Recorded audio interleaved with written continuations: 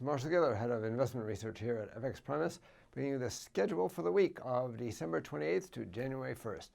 It'll be a quiet week for news with few major indicators and no big speeches or central bank meetings. Liquidity will probably be low and spreads may widen out. But don't be fooled, volatility tends to increase towards the end of the year. In fact, in recent years, the first week and the last week of the year tend to be the most volatile weeks on average.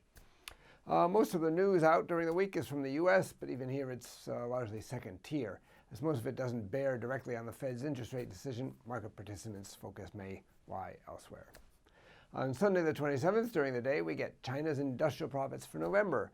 That figure is closely watched as a gauge to the health of Chinese companies and therefore the Chinese economy. Then at 23:50 GMT, or Monday morning in Japan, Japan announces its industrial production and retail sales for November.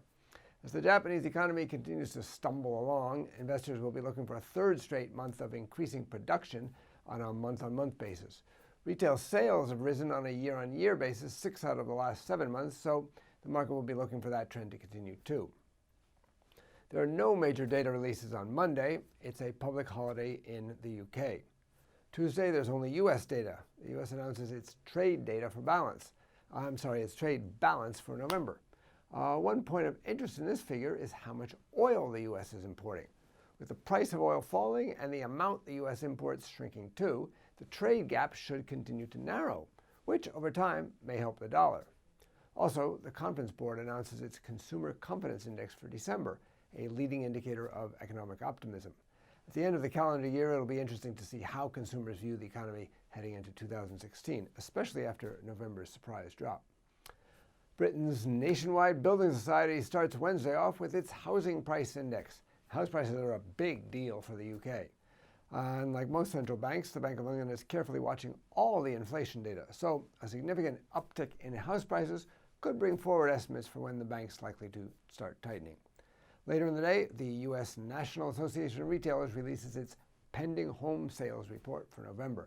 The last 6 releases have all come in below market expectations.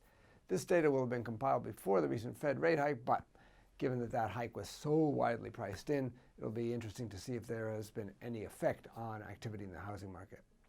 On Thursday, we get the Chicago M&I Business Barometer for December, the last and final significant data release of 2015.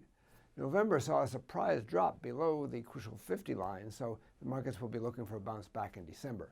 Any continued weakness could weigh on the dollar. On Friday, of course, the markets are closed, and so are we. China announces its official PMI for December, but you won't have to know about it until trading starts up again on Monday. Enjoy your holiday. This is Marshall Gittler, Head of Investment Research at FXPRIMUS. Get more market insights on our education pages and turn your trading ideas into action with FXPRIMUS, the safest place to trade.